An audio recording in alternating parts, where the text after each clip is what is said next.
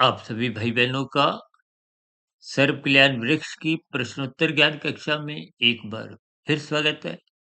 आज की चर्चा एक शब्द भोगों को लेकर, एक प्रशंसा, क्योंकि अक्सर हम अपनी चर्चाओं में देखिए 24/7 सातों दिन चौबीसों घंटे भोग की एक विशेष रूप से बदसरना सी करते हैं। जबकि भोग की स्थितियाँ ये निरंतर आपके हमारे पतन का कारण बनाती हैं। जब भोग अमर्यादित होते हैं। अब अमर्यादित भोगों के ऊपर ही शास्त्र बार-बार कहते हैं, सत्संग करो, सत्संग करो। क्योंकि ये भोग विषयों की स्थितियाँ जब बिगड़ती हैं, बिगड़ने का अभिप्राय अमर्यादित स्थितियों से ही है। इसीलिए एक साधारण बोलचाल में चौबीसों घंटे सातों दिन की स्थितियों को 24/7 बोल दिया जाता है। क्योंकि हम अक्सर अपनी चर्चाओं में इन अंकों की स्थितियों को, रजोगुण की स्थितियों को, कलयुग की स्थितियों को एक समझाने का प्रयास करते हैं, क्योंकि आपके हमारे जीवन में अर्थ और काम निरंतर बिगड़ते जा रहे हैं। बिगड़ना कहो, क्योंकि जब स्थितियाँ बढ़ती हैं, शास्त्र बार-बार कहते हैं, सात्विक स्थिति मजबूत बनाओ। सात्विक स्थिति का अभिप्राय आपके हमारी आवश्यकताओं की पूर्ति के लिए आप पुरुषार्थ करो। लेकिन जब आप भोग प्रेरित होकर, भोग का अभिप्राय जो आपके हमारे शरीर की आवश्यकता नहीं है। अब दाल-रोटी तो आपके हमारे जीवन की आवश्यकता है, जबकि भोग विलासिता की स्थितियाँ आपके हमारे जीवन की कोई आवश्यकता नहीं है। ये भोग ही परमात्मा स्थितियाँ बनाते हैं और परमात्मा स्थितियों में परमात्मा की एक विमुखता का आधार तैयार होता है। परमात्मा स्थितियों में सत्संग की बातें, ज्ञानमय स्थितियाँ, गुरु के प्रवचन, शास्त्रों का स्वाध्याय, इन सभी स्थितियों से मनुष्य की दूरी बनना आरंभ हो जाती है। और ये दूरी ही राजसी स्थितियाँ गहरे तल पर फिर मनुष्य को कब तमोगुण में गिराने लगती हैं, मनुष्य को इसका बोध नहीं रहता। इसलिए शास्त्र बार-बार कहते हैं कि ये 24/7 विषय भोगों की आसक्ति से बचो। इसलिए हम बार-बार कहते हैं, ब्रह्म मुहूर्त में उठो। शास्त्र तो बार-बार कहते हैं कि जो मनुष्य सत्संग नहीं करता उसमें पशु वृत्तियाँ, आहार, मैथुन, निद्रा वै, इन स्थितियों में निरंतर बने रहना।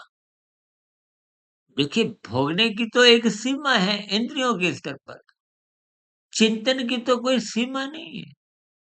आप और हम जागृत अवस्था, देखिए नींद लेना एक तामसी वृत्ति है। नींद तो योगी भी लेता है, भोगी भी लेता है। रोगी को भी कम अधिक नींद आ ही जाती है। लेकिन स्थितियों की एक समीक्षा करते हुए आपको अपने जीवन का एक क्रमबद्ध स्थिति, एक अनुशासन की स्थितियाँ समझनी होगी। क्योंकि सोच कहो, आपका हमारा चिंतन बार-बार भोगों में होता है, तो फिर ऐसी स्थितियों में आपका हमारा ज्ञान कमज़ोर होता है।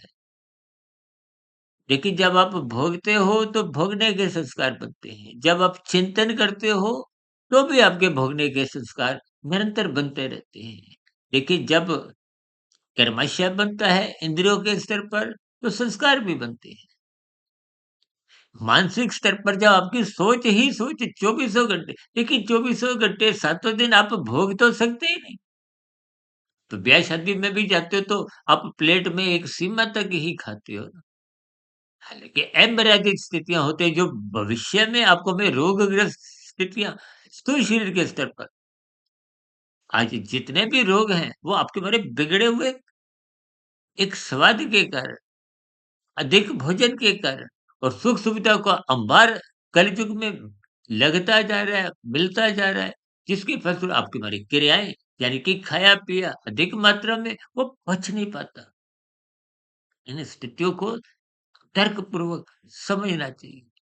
यानी कि इन भोगों की जो हम बार-बार थोड़ी एक विरोध सा, एक बत्सरना सी, विभिन्न प्रकार की देखिए स्थितियाँ, जब आप वीडियो में सुनते हो तो इनका आशय, इनका जो एक भावार्थ है, कि आप और हम राजसी स्थितियों को सत्वगुण की निगरानी में रखिए, एक नियंत्रण में रखिए। ये नियंत्रण कहो, निगरानी कहो, ये सब सात्विक स्थिति है, जो बिना सत्संग के संभव ही नहीं। इसलिए शास्त्र बार-बार कहते हैं, सत्संग करो। हम बार-बार कहते हैं ब्रह्म मुहूर्त में उठो, क्योंकि ब्रह्म मुहूर्त में उठने का इतना ही लाभ है कि आपको अपनी मूल यथार्थ स्थिति का बोध होता है। स्थूल शरीर, सूक्ष्म शरीर, कार्य शरीर, इनका प्रकृति के 3 गुणों से क्या-क्या संबंध है। आत्मा ज्ञान स्वरूप सत्ता है, परमात्मा आनंद स्वरूप सत्ता है।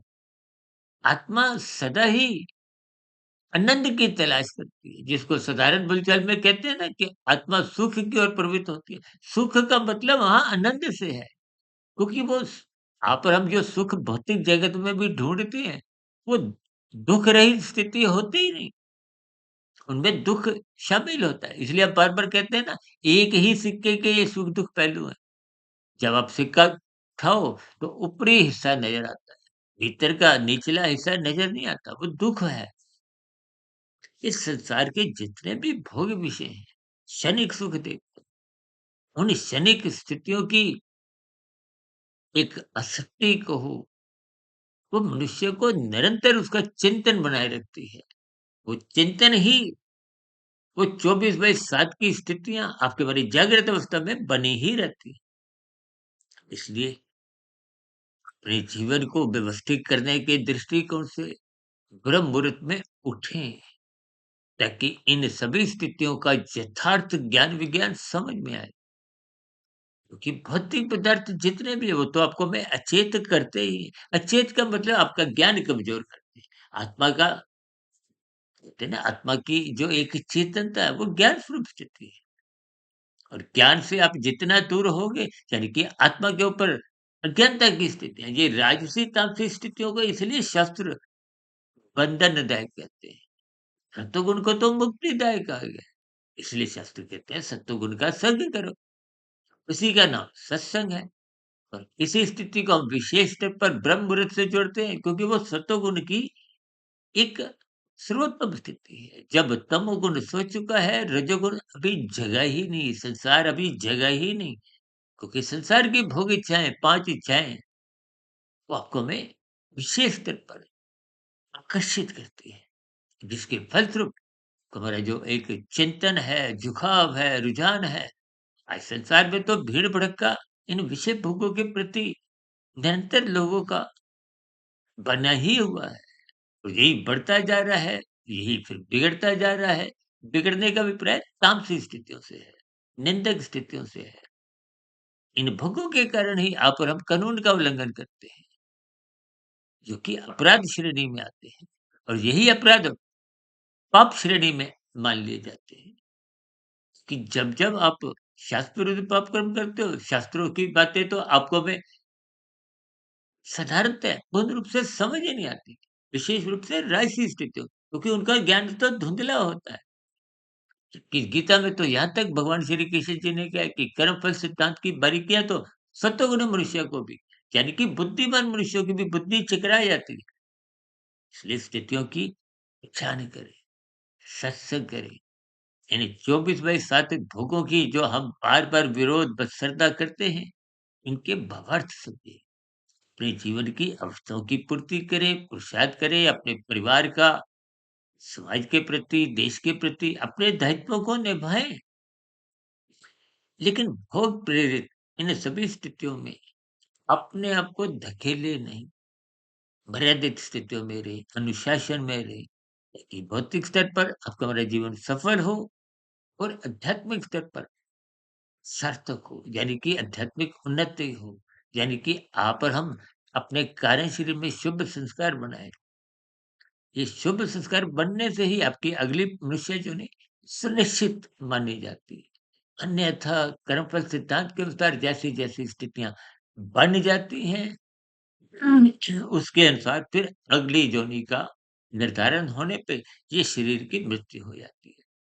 स्थितियों पर आप भी तर्कपूर्वक विचार करें। चर्चा विशेष को यहीं विराम देते हैं। फिर भी चर्चा संबंधित आपके मन में कोई प्रतिक्रिया, कोई प्रश्न, कोई सुझाव, कोई किंतु परंतु की शिकायत हो, तो इन सभी स्थितियों का नीचे कमेंट्स बॉक्स पर या प्रश्नोत्तर ज्ञान कक्षा में स्वागत है। चर्चा विशेष को सुनने के लिए आप सभी भाई-बहनों का बहुत-बहुत धन्यवाद।